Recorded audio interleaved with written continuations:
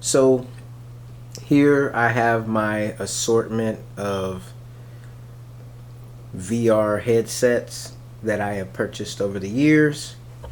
So starting here at the top, I have two of the Samsung Gear VR headsets that you just pop in your Samsung smartphone. I think it's compatible with my Samsung Note 8. I'm not quite sure if it's actually supported anymore. I have not used it in a long time. So I believe the Gear VR is dead. And then right next, so I had one for myself and then one for my wife. Then right here, I have the Google Daydream headset. And I use that with my Google Pixel 2. I've not used that in forever as well, so I'm not quite sure if it's still going on. I'm pretty sure that has been abandoned by Google as well. Next to it right here, I have the Google Daydream. No, it's the Mirage Solo. It's the Mirage Solo. That is a Google Daydream headset. I'm not quite sure what the manufacturer is. It may be made by Google. Lenovo. Lenovo actually made that headset. So it's very similar to the PlayStation VR design. And then right up here, I have the Oculus Go version 1 headset. That's probably the most recent headset that I've used, but I have not used that in quite some time as well. I know that they have a newer version, which I have opted not to purchase. Right here, this was my very first headset. It is the PlayStation VR. I'd used that with my PlayStation 4 and my PlayStation 4 Pro. Haven't used it in who knows how long. Right next to it, my next headset, I don't know if it was this HTC Vive or if it's going to be another one that I have here, but this is the HTC Vive headset. This is the one that is fully room scale, and it uses the lighthouses. Right next to it this is my newest headset. I actually purchased this at release, and it is the Valve Index headset, and it's a full room scale headset as well. Next to that, I believe this was probably my third VR headset purchase. It is the Samsung Windows Mixed Reality headset, not the version 2. This is the first version. And then finally here, I have the Oculus Rift. And that's not obviously the newest Oculus Rift, but it is the one prior to it came out before the one that came out around the same time as the Oculus, or the Oculus Go. So these are my VR headsets that I have purchased over the years. I want to go ahead and try to at least get the HTC Vive and the Valve Index back up and running. I am not certain if Oculus is supporting their desktop headset anymore. I wouldn't be surprised if they're not. I'm also not sure if Windows Mixed Reality is still alive. Obviously, I could still plug in the PlayStation and get that experience. Probably of all of these, that's probably the one that's well, the Oculus Go obviously is being supported, at least Go 2. I'm not sure about how things are going with the Go 1. So just overall, just looking at the headsets, this one here is pretty comfortable. PlayStation headset. I found to be comfortable. I added on these, what are these, bionic ear attachments for the headphones. These are not actually, they didn't come with the device. That's an upgrade that I put on there, which works pretty well. I enjoyed this headset. It's I'm not gonna say it's the best headset, but it's not a terrible headset to own. It was pretty fun for what it did. Alright, so that is the PlayStation VR headset. Now, this headset up here, the Daydream Lenovo, this headset was probably more so just a media machine, something. It had a few little kind of cheesy games on it, but nothing really. This system was not really well fleshed out. It's more so. It was nice for like watching Netflix or Amazon Prime, stuff like that. It's just more of a media viewer, which was okay. I also bought the Bionic mic or headphones for this headset as well, the same ones that are on the PlayStation VR. Now, obviously, they have a very similar design, with the exception that this one has the cameras in the front for some degree of tracking. There's a little remote that goes with this particular device that is around here somewhere. I'm not quite sure where, but it's here. And then obviously the Daydream, basically you just pop your phone in there. It's got the little remote, and this was, you know, another, basically just a media viewer. I know that they did have some small games that you could utilize with this, but nothing that really knocked me off my feet. I did enjoy it as a kind of like a personal, private movie viewing experience. That was okay for that. And I would have to say the same is true for the Samsung Gear. It's just a media viewing type of experience.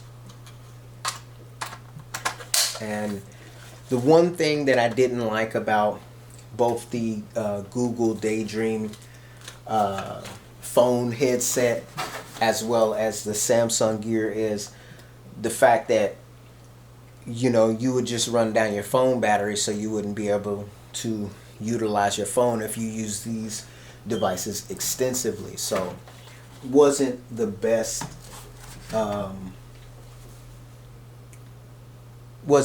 solution in my opinion for VR, but it was a nice way to kind of get your foot in the water of VR if that's something that you're interested in doing. Now, the Samsung Windows Mixed Reality headset, almost dropped it. This thing is,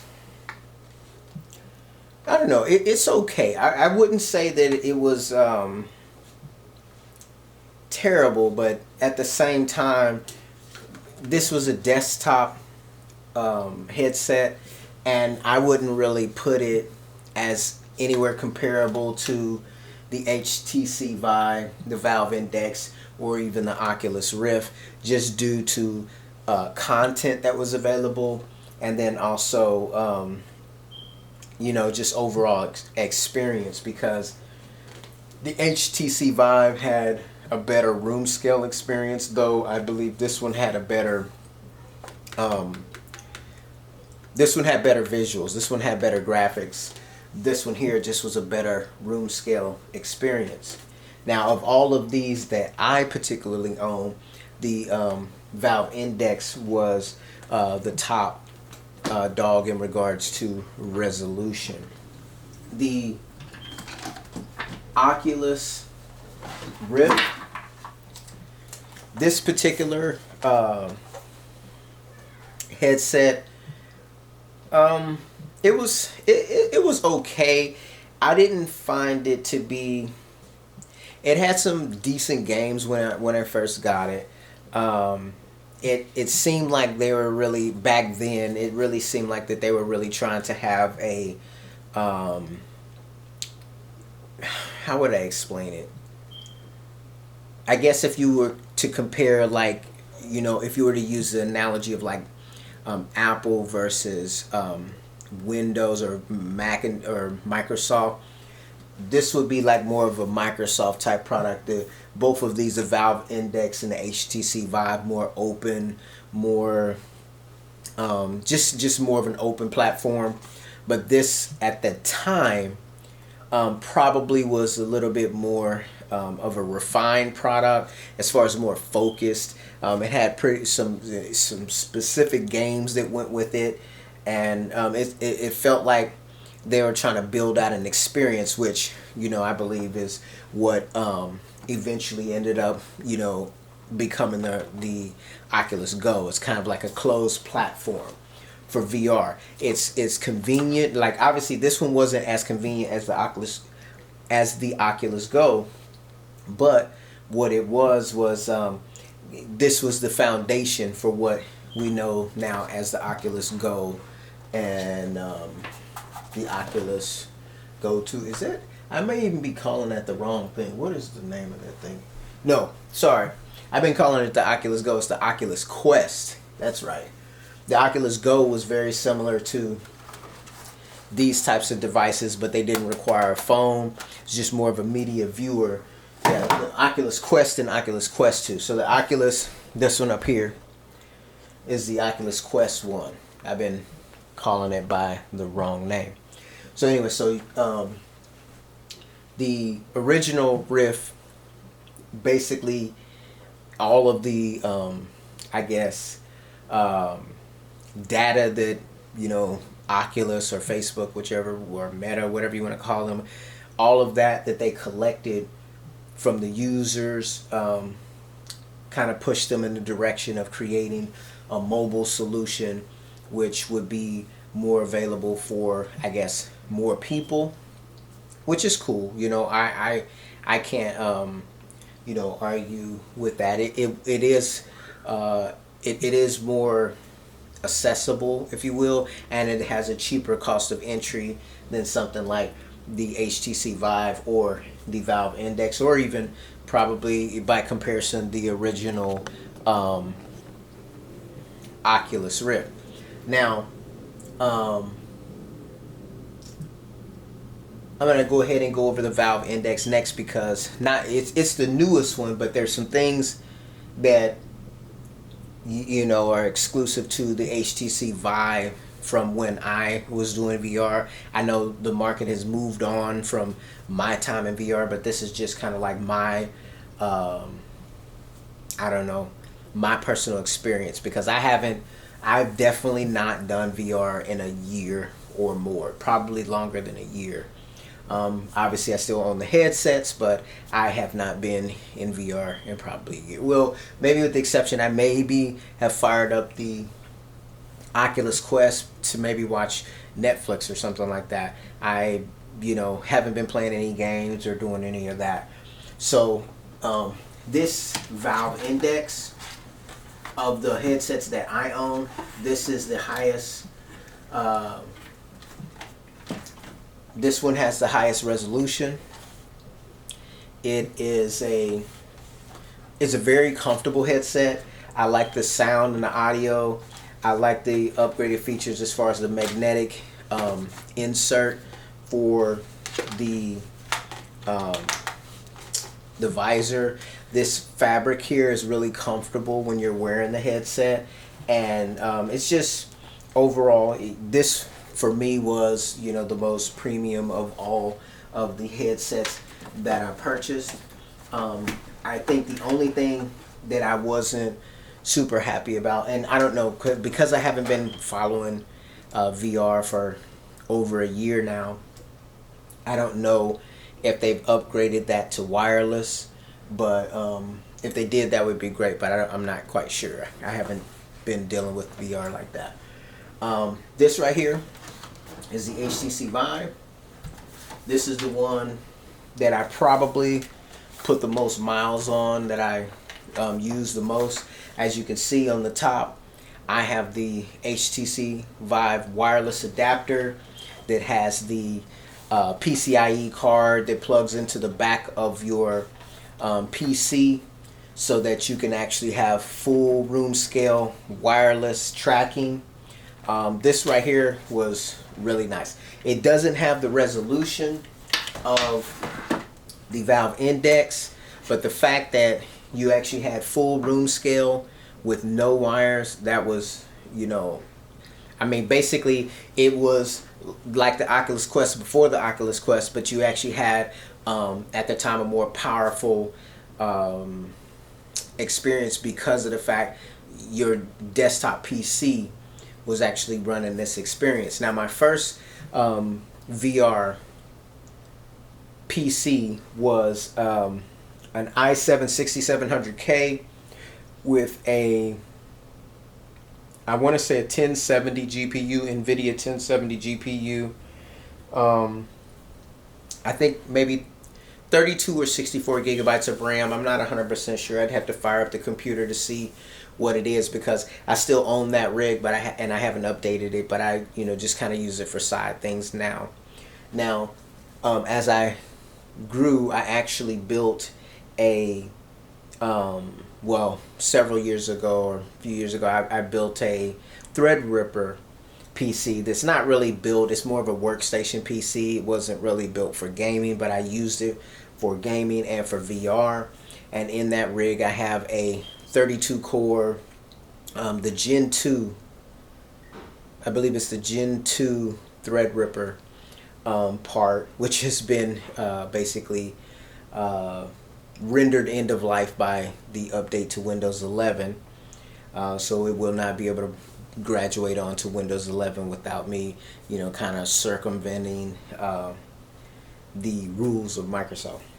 So anyways, that particular build, I was using the Threadripper 2990WX, which is the 32 core processor with I guess the 64 threads.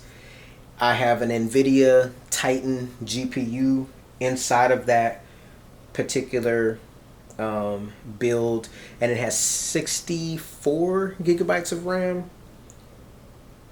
Yeah, 64 gigabytes of RAM, and that's that setup. So that's what I use to run the HTC, the Valve Index, and I did run a little bit of the actual Oculus Rift with that. But basically, when the new Oculus Rift came out, the actual desktop one, the one that they kind of like end of life, and actually it wasn't, I don't even think it was made by Oculus. I think it was made by another company. I can't remember who. And then when they came out with the Quest as well, I started to notice decreased support for the original Oculus Rift, and I thought about selling it, but I don't know. I just when I looked at how much I would get for it, I just decided, you know, just to hold on to it. I mean, I guess nostalgia, whatever the case may be. So as you can see here, I have my share of experience in virtual reality. It may not be current experience, but before I started the YouTube channel that I have now, I was considering having a virtual reality YouTube channel and combining virtual reality with augmented reality. Obviously, you've seen, well, if you've possibly seen on my channel that I have a Microsoft Hololens, which I have been using. I don't use it as much as I used to, simply because, you know, obviously there's a HoloLens 2 out, and I just don't believe that Microsoft has decided to really, I don't believe that that's become the product that they would have hoped that it would become. It's super expensive, so it's understandable why it's not in more people's homes. But at the time when augmented reality and virtual reality came out, I was just like all into it. I was like, man, you know, this is this is some cool technology. I actually saw myself going to, back obviously pre-pandemic, going to a coffee shop wearing my HoloLens, you know, because when they actually advertise the HoloLens, they advertised it as if you would be able to, you know, play games on it and do other things. So I saw myself being at a coffee shop with a Bluetooth keyboard, Bluetooth mouse, and I'm sitting there, maybe even having, you know, an Xbox controller, and you're, you know, playing some kind of game while you're at the coffee shop, or, you know, maybe you're writing something or watching, you know, Netflix or whatever on some huge screen right out in public. That's the experience that I thought I was going to have, and obviously that's not been the realization. And it wasn't until after I purchased the headset that I realized, you know what, this thing is like $3,000, you know, and number one, you don't want to get it broke. Number two, you don't want to get it stolen. And then also, you know, obviously people are going to think you're looking crazy when you're walking around with the Microsoft HoloLens walking down the street. Now, for me personally, I didn't care. But, you know, it is what it is. So let me grab that HoloLens.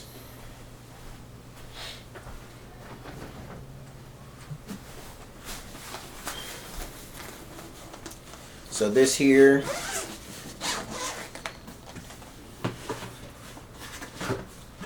is the Microsoft HoloLens. It's an augmented reality device. I would kind of put this in kin to the Vuzix Blade, because of the, you know, the overlays on the real world and being able to still see and interact with the real world. This kind of technology it's really, I wouldn't say it's fully cooked, but it is really interesting technology to be able to use your hands to interact with holographic images that only you can see, unlike obviously the Vuzix Blade, which basically if someone is standing at a certain angle, you'll be able to see the image, and then obviously you can see the size difference here. I'll go ahead and try them both on so you can see.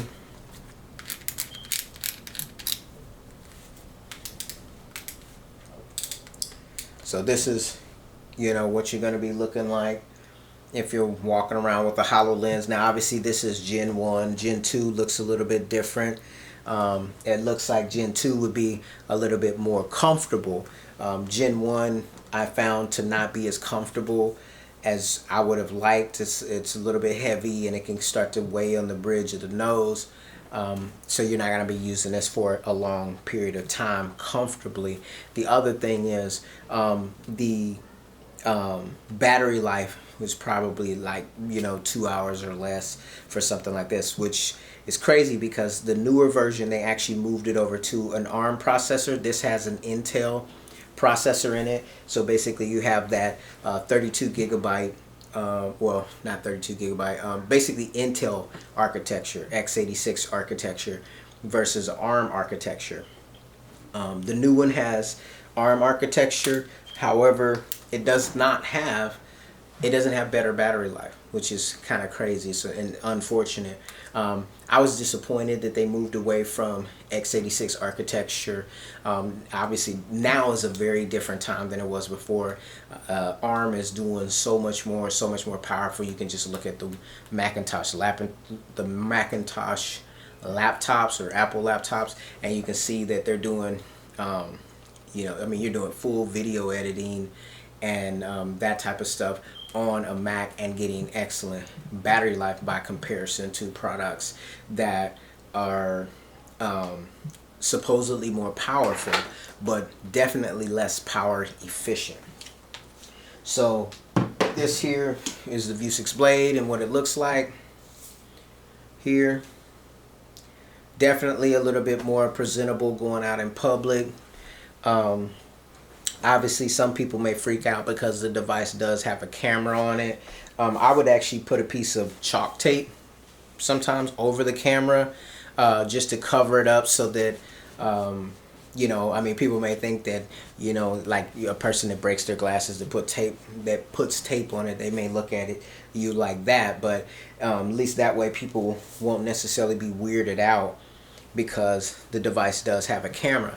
Now, the things that I like about the Vuzix Blade, obviously, is the fit. For me, is not bad. I would like it to be a lot sleeker, a lot like slimmer. Maybe, definitely more stylish, but technology is a certain size, and it's not yet small enough to where you can actually have a pair of glasses that look like regular glasses. The other thing that you have to worry about is on this device, it's kind of thick, by comparison to regular glasses. And if you have to put the glasses insert inside of the device, which I have over here,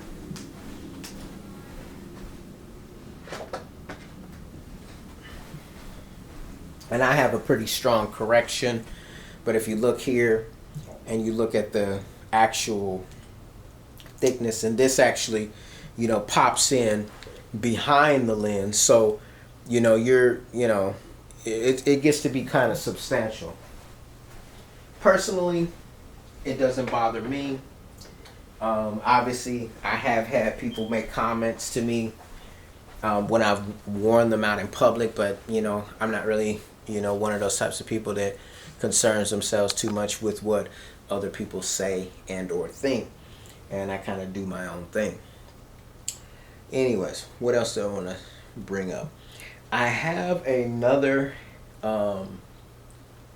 device around here that I purchased, this augmented reality. I purchased it around the same time that I purchased the Vuzix Blade, and that is a pair of glasses made by a company called ByNorth. Let me see. Alright, so this here is the box. I actually have the glasses around here somewhere, but they've been rendered inoperable. This company, ByNorth, was purchased by Google a while ago.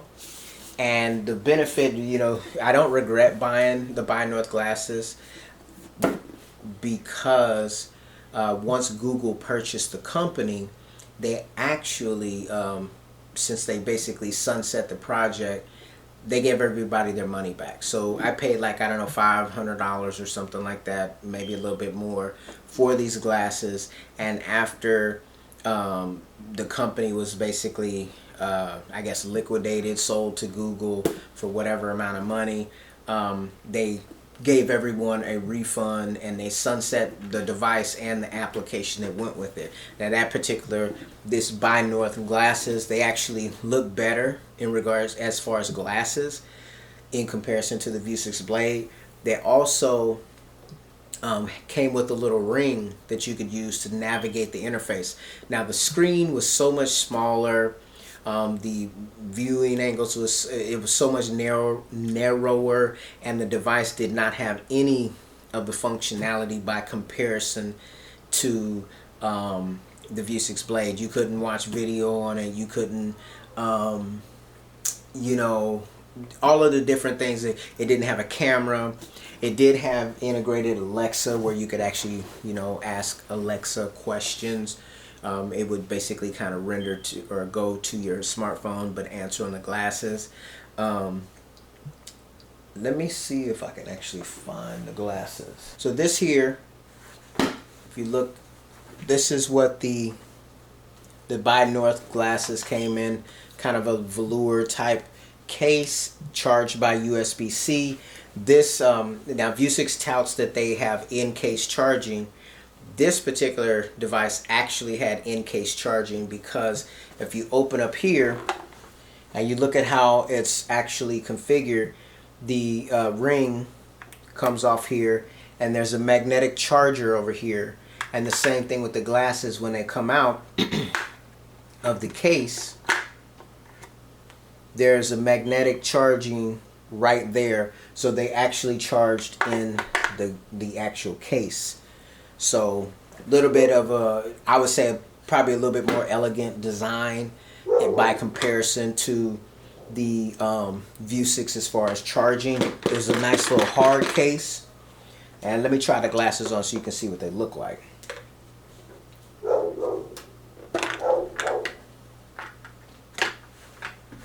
All right. So this is what the glasses look like on while you're wearing them. So as you can see, the side, the arms are thicker than regular glasses, but I think by comparison, when you look at these glasses in comparison to the Vuzix Blade, you would agree that these look more like conventional glasses. Now, right on the right eye, there's kind of like a little, it's almost like, I would say, like a bubble or whatever. There's a circle right here that you can only see at certain angles, and that's where the actual image was when you were watching the whatever was on the screen. Now there, if you look right here, there's a little camera area right there, or projector that would project onto, there's a circular area right here. It was so much smaller of an image by comparison to the Vuzix, and it also did not have, as I said, the applications. Now, what I did think was pretty nifty was this little ring here, and it just would fit on your finger like this, and it's got a little joystick on top that you can use to actually move through menus. So I honestly felt like something like this would have been really nice with the Vuzix. I thought about, with the Vuzix having like either a smartwatch app to be able to navigate, or a ring like this. Now obviously this ring is not really stylish by any means, but it was a nice little attempt to try to make these glasses more functional. They don't have a touch screen on them. They do have a speaker right here. I think it's just a one-sided speaker. If you look at the actual ear connection pieces here, they actually adjust. The glasses do not fold all the way up, similar to the actual Vuzix Blade. So again, let's just do a comparison. So this here, these are the ByNorth smart glasses, and then